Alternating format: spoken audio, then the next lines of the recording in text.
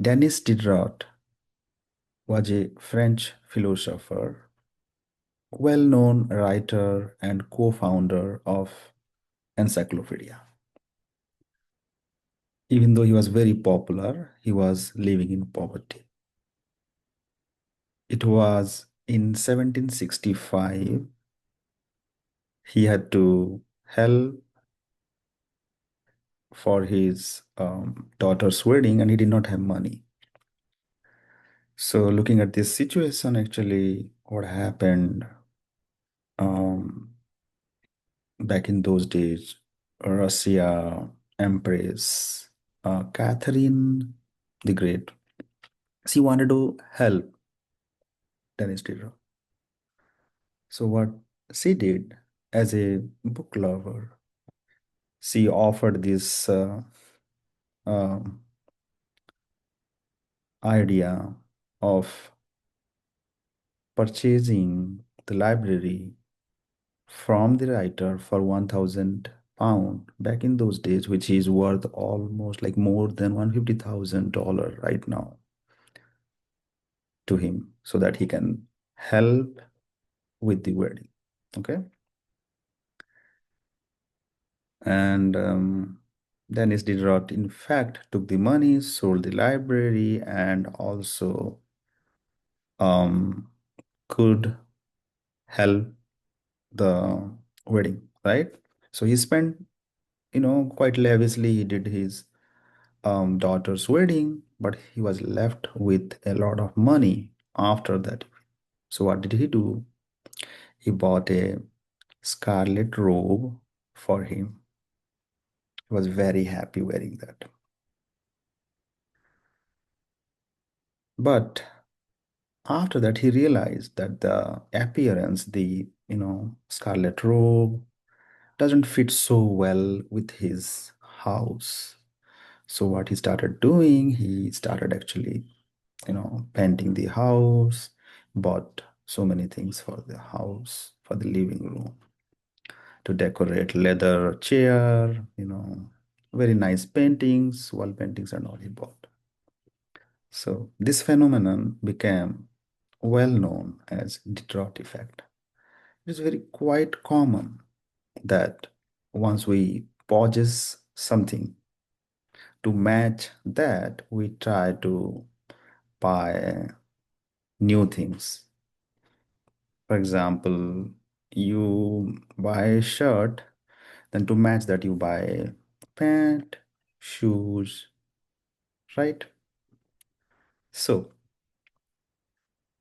why am I talking about the rot effect?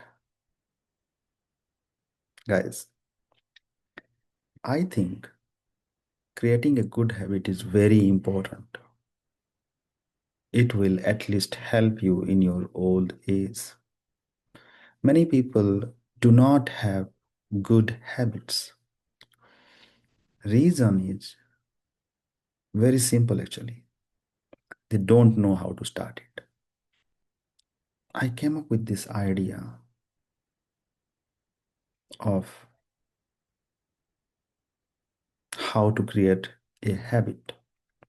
It will help you creating a habit, actually, a good habit, which will inspire you to get motivated and continue doing that, actually. And it might lead to a surprisingly um, favorable situation for you.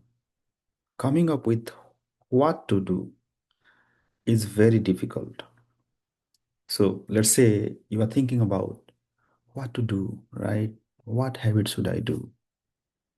It's very difficult to come up with that actually if you don't have the clarity. So, very important clarity, right? What do you want to do as a habit?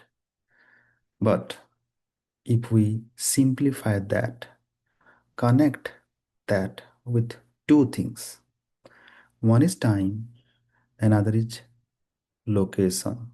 So, if you come up with something to do at a particular time every day and at a particular location every day, then you can clearly come up with a nice, good habit.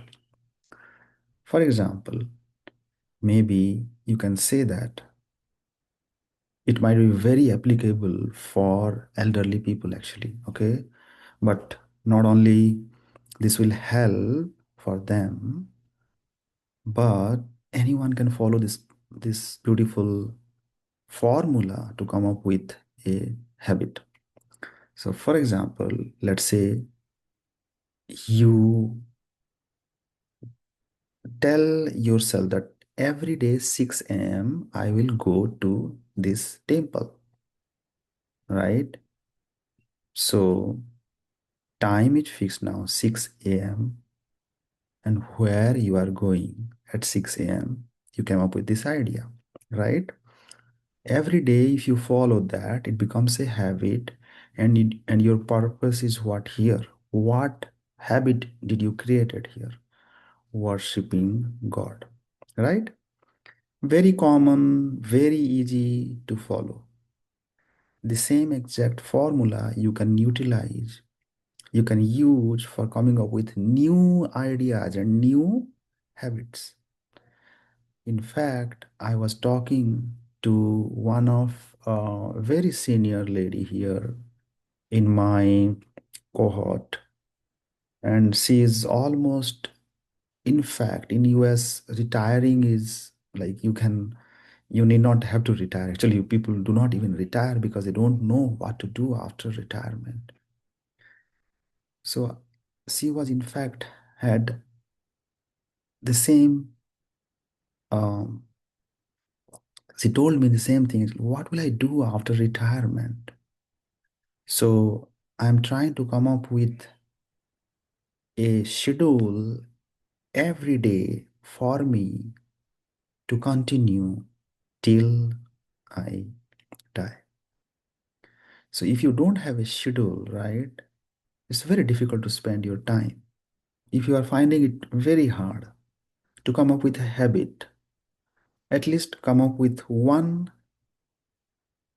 step first, and that will cue new habits for you guys. So try this: time and location.